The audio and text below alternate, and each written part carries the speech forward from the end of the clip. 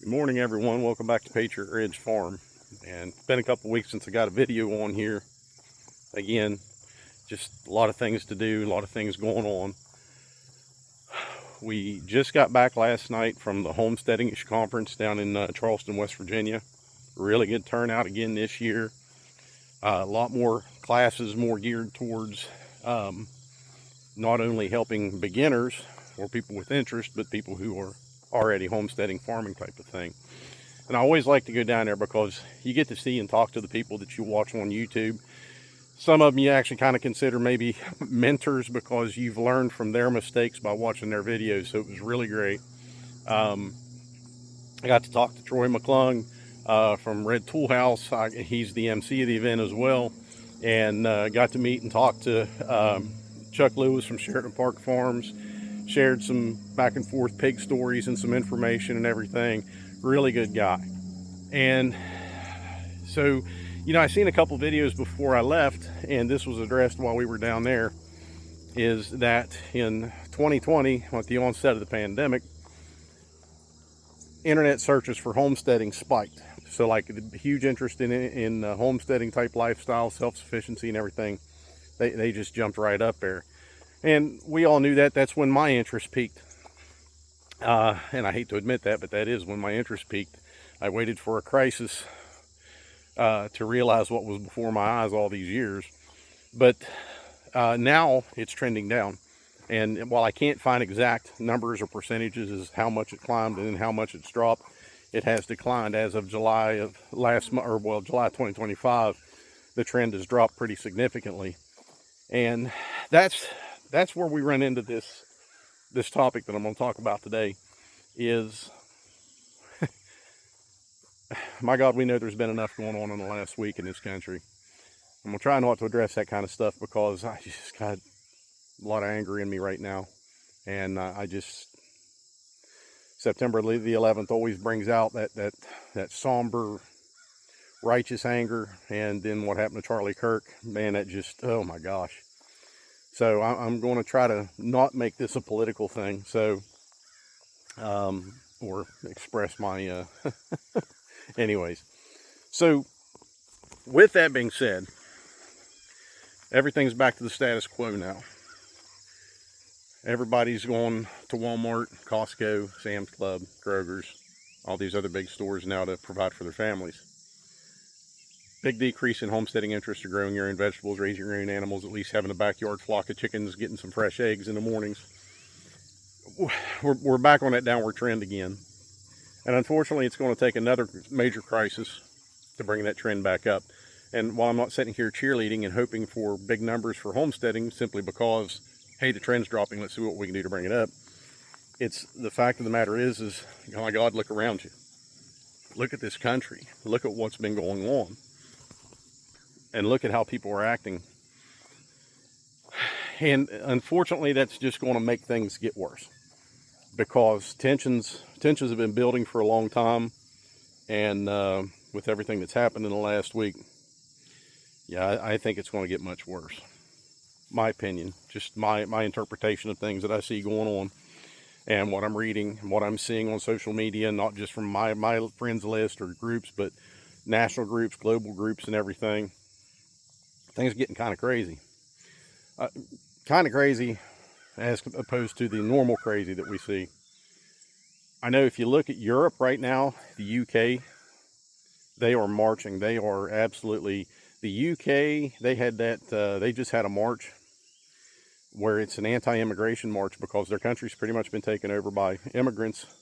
And not immigrants in the sense of the U.S. When the United States took in immigrants, in the early 20th century, it's not that kind. It's not that kind. Pretty much the majority of London, England itself, any political office is filled by an immigrant, a recently new immigrant as well. And those people are over there losing their culture. They're absolutely losing their culture and they're losing their homeland. And they're standing up. They've had enough. And of course, the amount of crime, the amount of assaults against the women and everything like that.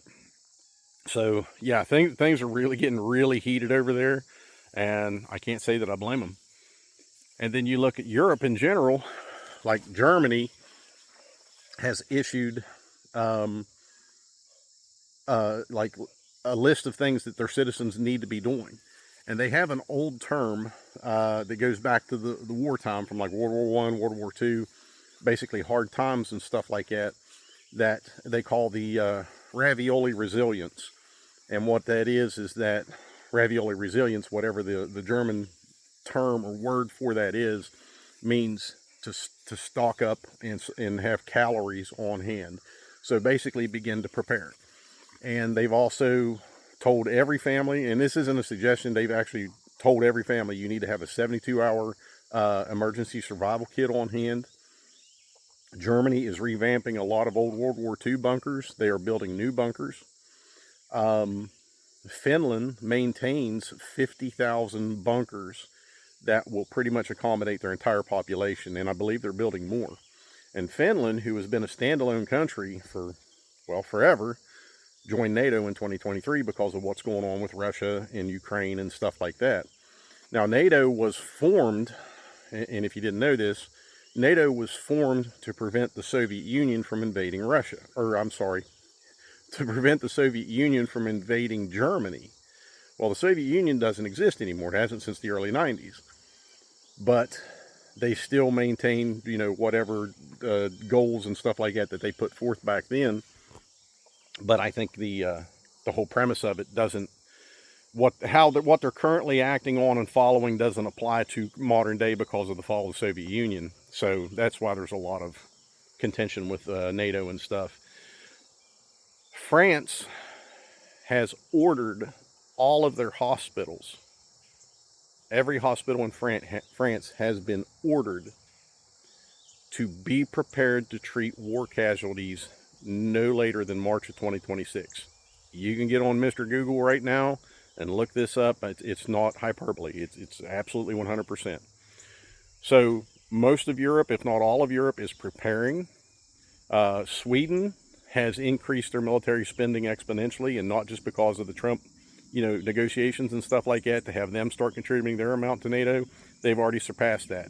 Switzerland, who has historically been neutral, has in fact increased their military spending exponentially. A lot of their citizenry doesn't, they're not happy about that, but Switzerland, who historically is neutral, is now ramping up military funding, military production, military recruitment, and everything.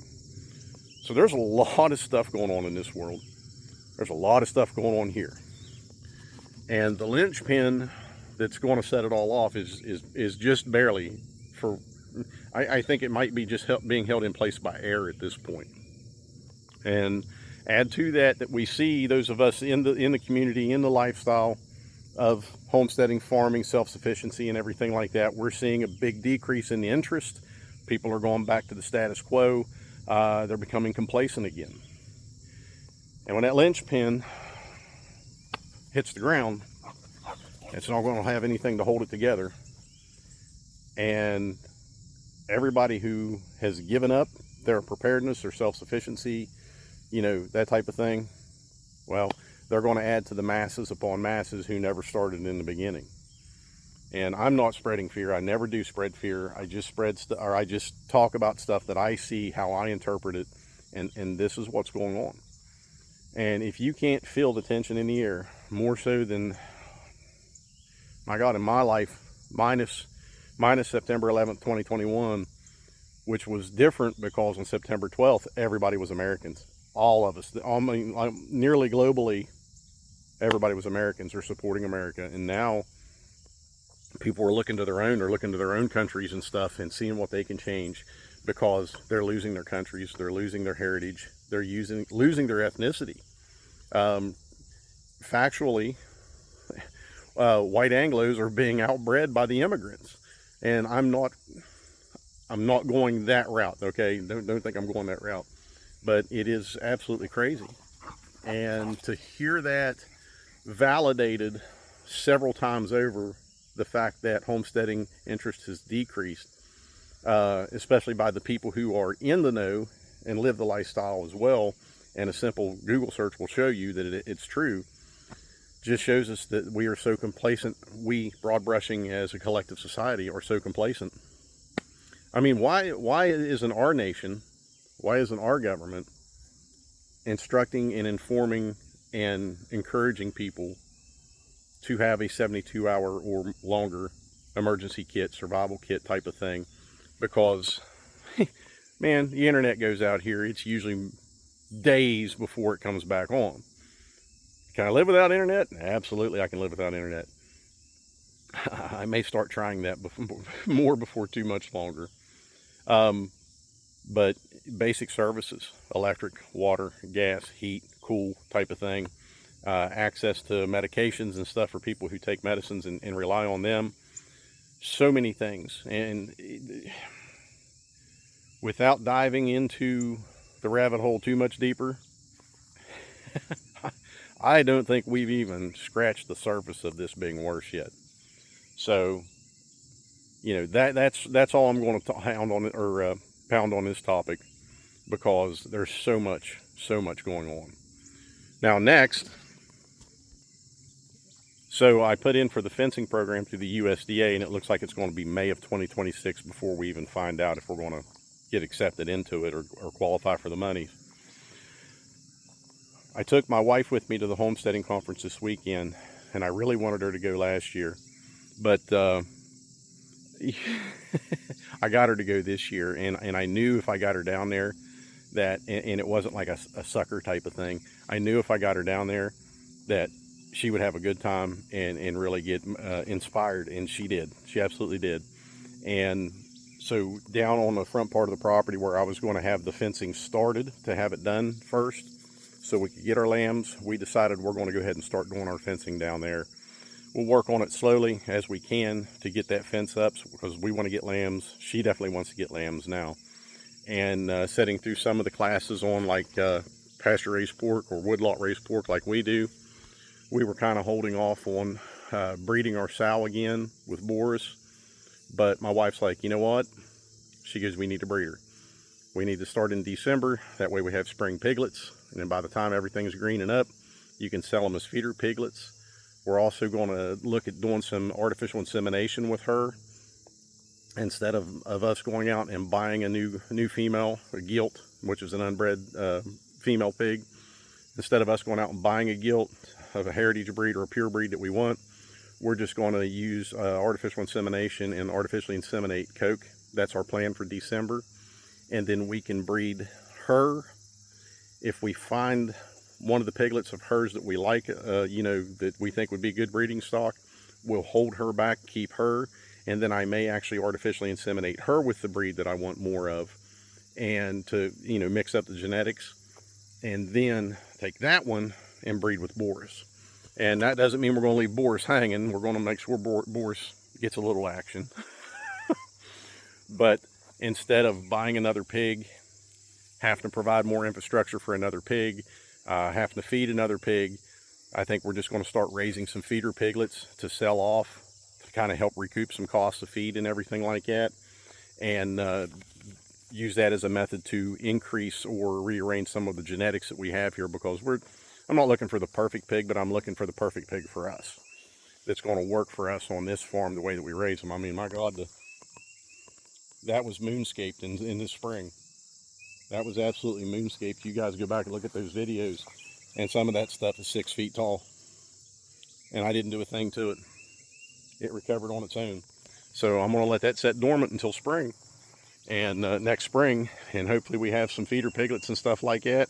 And then once we get the gilt that we want out of the bunch, then we'll start rotating her and coke through here, kind of get them introduced to each other when she gets big enough, and then mix in boars and let them do their thing. So while others are getting out of it and losing their interest in it, we're diving in even deeper. And that couldn't make me more happy, because by the time that I'm able to retire in 6 years, we should have a pretty good setup. So a lot of fence building coming up. I'm so looking forward to that. Stay prepared, stay free. God bless y'all.